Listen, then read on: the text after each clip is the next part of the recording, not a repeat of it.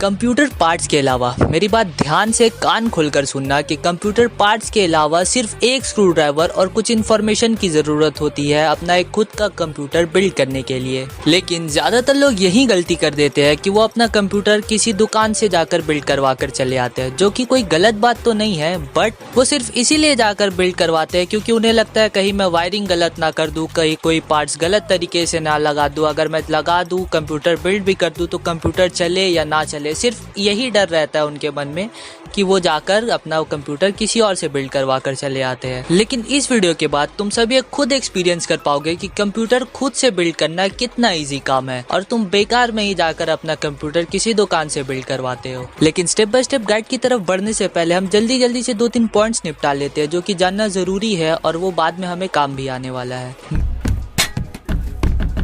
Main parts, mostly वो parts जो तुम्हें कंप्यूटर बनाने के लिए लगेंगे, जैसे कि तुम्हारा processor, motherboard, RAM, storage, power supply, cabinet, graphics card लगा रहे हो तो graphics card and processor fan. Mostly तुम्हारा 90% काम एक स्क्रू ड्राइवर ही कर देगा, बट उसके अलावा अगर तुम्हें केबल मैनेजमेंट करना है तो तुम्हें थोड़े से जिप टाइज लगेंगे एंड थर्मल पेस्ट तो बिल्कुल ज़रूरी है, बिकॉज अगर प्रोसेसर पर थर्मल पेस्ट नहीं लगाओगे तो प्रोसेसर समझ रहे हो। सेटअप के लिए तुम्हें कोई प्रोफेशनल सेटअप की ज़रूरत नहीं है, बस इतना सा खाली स्पेस रख लेना जहां पर तुम अपना सारा काम करने वाले हो।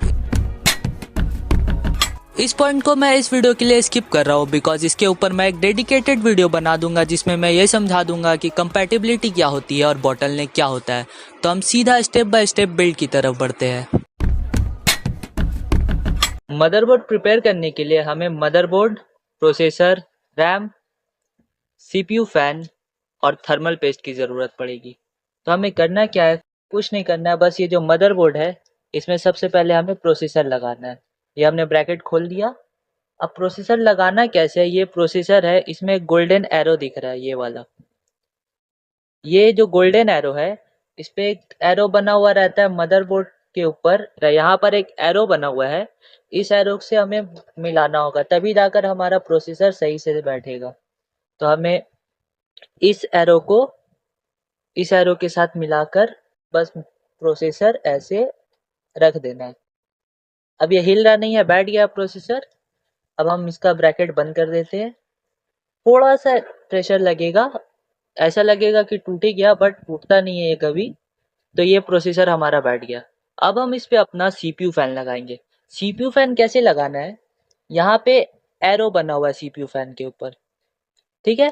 ये एंटी क्लॉकवाइज में घूमता है और क्लॉकवाइज घूमता है। इस पे 4 माउंट के चारों तरफ जो है उस पे क्लॉकवाइज सबको घुमाना है। क्लॉकवाइज घुमाने के बाद हमें थर्मल पेस्ट लेना है और एकदम मटर के दाने की तरह, जितना मटर का दाना जितना बड़ा होता है उतना बड़ा हमें थर्मल पेस्ट अप्लाई करना है इस पे। बस इतना काफी है। अब थर्मल पेस्ट अप्लाई करने के बाद हमें ये जो फैन है इसके इस वाले पार्ट को, आपके सीपीयू में, आपके मदरबोर्ड में, सीपीयू कह रहा हूँ, मदरबोर्ड में आपके अलग अलग जगह पर पिन होगा। यहाँ पर एक सीपीयू फैन लिखा हुआ है, ये वाला देखिए 4 पिंस है और यहाँ पर आपको 4 पिंस लगाने का ये ऑप्शन है, ठीक है। एकदम कुछ नहीं, घर में जैसे प्लग लगता है वैसे ही है। तो ऐसा करना है कि वायर एकदम यहाँ पर आ जाए एंड देन इसे ऐसे करके रखना है। हम लोगों ने क्लॉकवाइज घुमाया था, तो अब क्लॉकवाइज हम लोगों ने घुमाया था, चारों देख सब तरफ के देखिए सबके होल पर बैठे और उसके बाद हम लोग को हल्का हल्का प्रेस करना है। आप जैसे ही प्रेस करेंगे आपको समझ में आ जाएगा कि ये गया है या नहीं गया है। अब आप इसे ऐसे पीछे घुमाए एंड इसे फिर एंटी क्लॉकवाइज ऐसे घुमा देना है। ये हमारा एक लॉक हो गया। लॉक होने के बाद ये कुछ ऐसा दिखेगा, ठीक है। देन हमें यहाँ दूसरा वाला भी घुमा देना है, ऐसे ही तीसरा वाला भी और चौथा वाला भी। ये अब पूरा फिक्स हो गया, ये अब हिलने वाला नहीं है। हमारा सीपीयू फैन पूरी तरह से लग गया। अब ये जो है इसे हमें इसमें आराम से इंसर्ट कर देना है, बस हो गया। अब मदरबोर्ड पर रैम लगाते हैं। रैम एकदम इजी, सबसे इजी लगाना रैम है। ये रैम है, यहाँ पे एक कट बना हुआ है, आपको मदरबोर्ड उठाना है। मदरबोर्ड पे भी देखिए यहाँ पे कट के लिए एक जगह बना है। आप पहले ऐसे करके देख लीजिए, मे बी ऐसा उल्टा हो सकता है, नीचे हो सकता है कट, ऊपर हो सकता है, वो कोई दिक्कत नहीं है। ऐसे करके देख लेना कट पे मैच कर रहा है, बस ऐसे लगाना है एंड हल्के हाथों से प्रेस करना है, बस लग गया रैम। ऐसे ही दूसरे वाले को भी लगाएंगे, ऐसे लगाएंगे, देखिए प्रेस करते ही ये अपने लॉक हो जाएगा। यहाँ का लॉक हो गया एंड यहाँ का भी लॉक हो गया। ये वो कैबिनेट है जो हम इस बिल्ड के लिए यूज करेंगे। सबसे पहले हम इसका फ्रंट पैनल अलग कर लेते हैं एंड देन फिर हमें इसमें अपना पावर सप्लाई फिट करना होगा। ये हमारा पावर सप्लाई है, आई थिंक 450 वाट का। हाँ, 450 वाट का हमारा पावर सप्लाई है जो हम इस बिल्ड के लिए यूज करने वाले हैं। तो इसमें हमें पहले अपना पावर सप्लाई फिट करना होगा। पावर सप्लाई हम कहाँ पर फिट करेंगे? यहाँ पर स्लॉट दिया हुआ है पावर सप्लाई का। Most of the gaming cabinet में पावर सप्लाई का स्लॉट नीचे इस तरफ में रहता है, बट ये बहुत पुराना कैबिनेट है तो इसमें पावर सप्लाई का स्लॉट यहाँ पर दिया हुआ है। तो हम उसी तरीके से अपना पावर सप्लाई फिट करेंगे इसमें।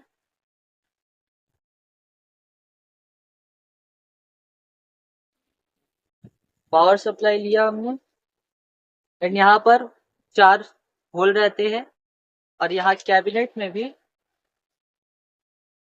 4 होल रहते हैं पावर सप्लाई फिट करने के लिए। तो उसी हिसाब से हम अपना पावर सप्लाई फिट कर लेंगे।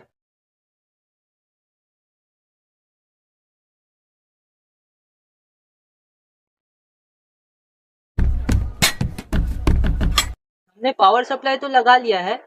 जल्दी जल्दी से पावर सप्लाई के जितने भी केबल्स होते हैं नॉर्मल पावर सप्लाई में वो समझ लेते हैं।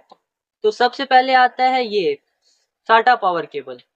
ये वाला केबल सबसे पहला मोलेक्स मोलेक्स पुराने टाइम के हार्ड डिस्क में यूज होता था, बट अभी मोलेक्स चलता नहीं है। तो आदमी क्या करते हैं, मोलेक्स वेस्ट ना हो उसके लिए मोलेक्स टू ऐसा वाला साटा पावर केबल या मोलेक्स टू पीसीआई कन्वर्टर ले आते हैं, उससे उन लोग काम चला लेते हैं।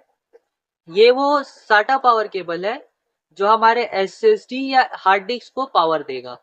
ये दो दिख रहे होंगे, नहीं दिख रहे होंगे तो भी कोई बात नहीं, यहाँ पर साटा लिखा हुआ है उससे समझ में आ जाएगा। और देख के सबसे अलग केबल रहता है ये, तो कोई दिक्कत नहीं होगी इसमें। इसे साइड करते हैं। इस केबल का सिर्फ और सिर्फ काम है हमारे प्रोसेसर को पावर देना। ये हमारा मदरबोर्ड है। यहाँ पर देखिए, यहाँ पर 4 पिन का स्लॉट दिया हुआ है, या तो 4 पिन का रहता है या तो 8 पिन का रहता है। ये वाला केबल हमारा वहीं जाता है जिसका काम है सिर्फ और सिर्फ प्रोसेसर को पावर देना। एंड मेन केबल की तरफ बढ़ते हैं। जो हमारा मेन केबल है वो है 24 पिन। 24 पिन का काम होता है मदरबोर्ड को पावर देना।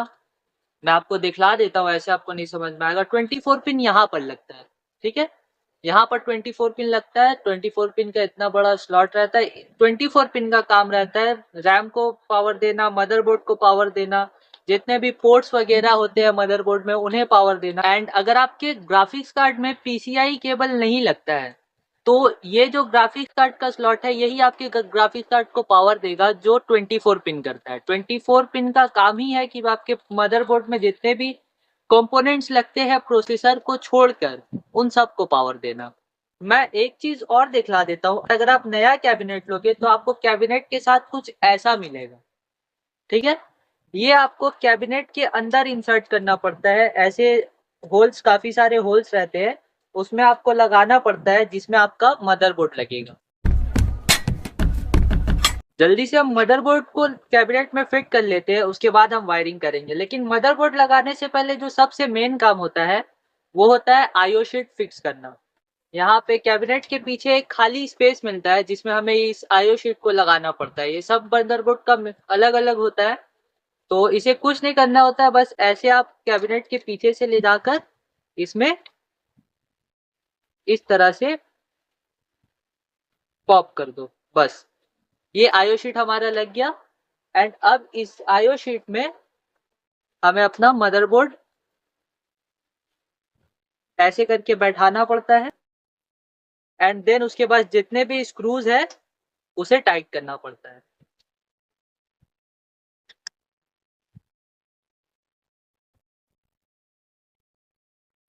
सभी पार्ट्स लगाते हो या अंदर डाल स्क्रू करते हो, एक बात याद रखना हमेशा टाइट नहीं करना, ठीक है? अगर एक स्क्रू इसमें लगा दिया तो दूसरा स्क्रू एक अपोजिट वाले में डालने का कोशिश करना, बिकॉज़ इससे जो पार्ट्स होते हैं उसके ऊपर प्रेशर पड़ता है।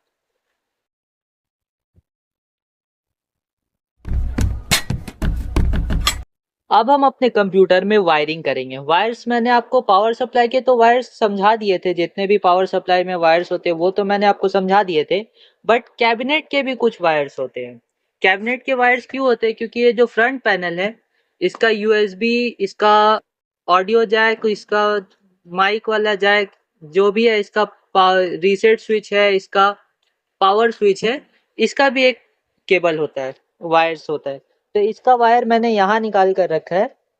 देखिए, ये वो जो यूएसबी था उसका है, ये वाला ऑडियो का है, और ये सब जो है ये power switch, reset switch, power LED, इन सब के है। ओके, सबसे पहला वायर हमारा 24 पिन। 24 पिन मैंने आपको बतला दिया था कि यहाँ पर ये देखिए, यहाँ पर ये 24 पिन के लिए ये वाला जो स्लॉट है, ये वाला, ये 24 पिन इसी में जाता है। यहाँ पर एक साइड में यहाँ पर लॉक है, आपको शायद दिख रहा नहीं होगा, ये देखिए, ये जो छोटा सा जो आगे की तरफ निकला हुआ है ये लॉक होता है। तो अब इसे करना क्या है, मैं पहले लाइट साइड में हटाता हूँ। ये जो लॉक 24 पिन केबल में, ये वाला जो लॉक है, इसको उस तरफ करके ऐसे रखिए और बस ऐसे इंसर्ट कर दिया।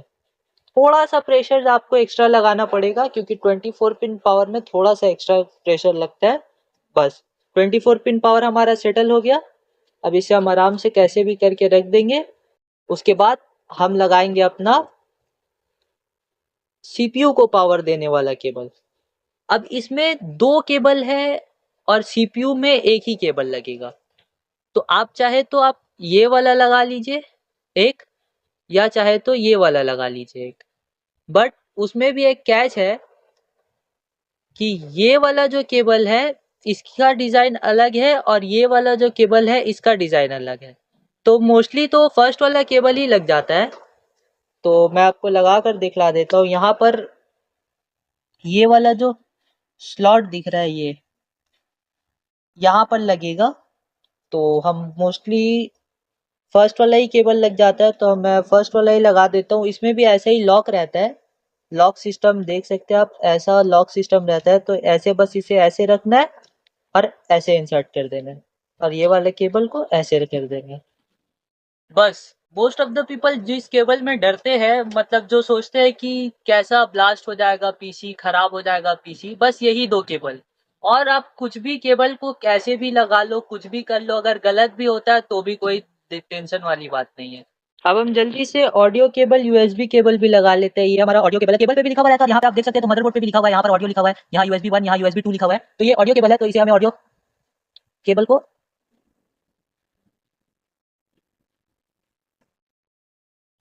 ये ऑडियो केबल लग गया एंड ये अब यूएसबी केबल, आप चाहे 1 में लगाए चाहे 2 में लगाए। तो मैं 1 में लगा देता हूँ इसे, 1 में लग गया। अब जो है इसकी बारी, ये काफी सारे छोटे छोटे छोटे छोटे रहते हैं। तो यहाँ पर देखिए, यहाँ पर लिखा लिखा हुआ दिया हुआ है पूरा। यहाँ पे ऊपर सबसे पहले पावर एलईडी, फिर एचडी, उसके बाद पावर, उसके बाद रीसेट स्विच। तो इसी तरह से हम लोगों को इस पे भी लिखा हुआ मिल जाता है। यहाँ पर पावर स्विच, पावर एलईडी, उसके बाद यहाँ पे रीसेट स्विच और यहाँ पे एचडी एलईडी। ओके, इसी तरह से हम इस पे लगा लेंगे। सबसे पहले हम पावर स्विच लगाते हैं,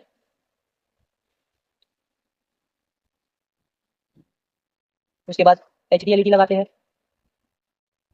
उसके बाद पावर एलईडी लगाते हैं एंड देन लास्ट में हम रीसेट स्विच लगा लेते हैं। ये आप एक काम भी कर सकते हैं, इसे ग्लू करके रख सकते हैं, तो काफी इजी हो जाएगा आपको बार बार लगाने में, बट वो मैं रिकमेंड नहीं करूंगा। तो ये हमारा लग गया है सब कुछ।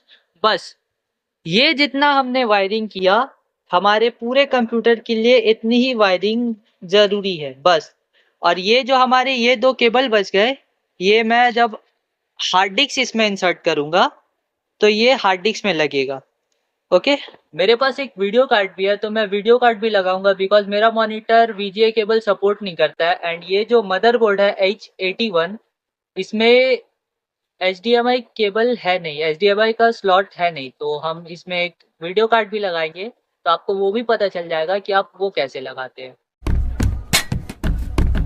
ये मेरे पास वो वीडियो कार्ड है GT210, तो ये मैं लगाऊंगा बिकॉज इसमें HDMI पोर्ट मिल जाता है और ये मेरे कंप्यूटर में HDMI पोर्ट है नहीं, और मेरा जो मॉनिटर है वो सिर्फ HDMI सपोर्ट करता है, तो मैं इसे लगा लूँगा।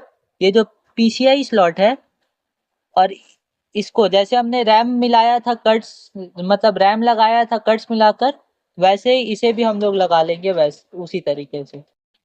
ये मैंने सब कुछ मतलब सब कट्स मिला लिए हैं। अब मैं जैसे ही प्रेस करूँगा ये वाला जो लॉक है, ये लॉक अपने बंद हो जाएगा ऐसे। बस इतना ही काम था, ये हमारा लग गया। यहाँ पर एक स्क्रू लगा देने से ये सिक्योर हो जाएगा। मेरे पास एक SSD पड़ा हुआ है, तो मैं SSD लगाकर जल्दी से चेक कर लूंगा कि ये मतलब वर्क कर रहा है या नहीं कर रहा है। SSD लगाने के लिए एक ऐसा SATA केबल आता है जो मदरबोर्ड के साथ ही आता है। यहाँ पर वो ये जो व्हाइट वाला स्लॉट है और इसके ऊपर 2 स्लॉट है, इसमें ये SATA केबल इंसर्ट करना पड़ता है।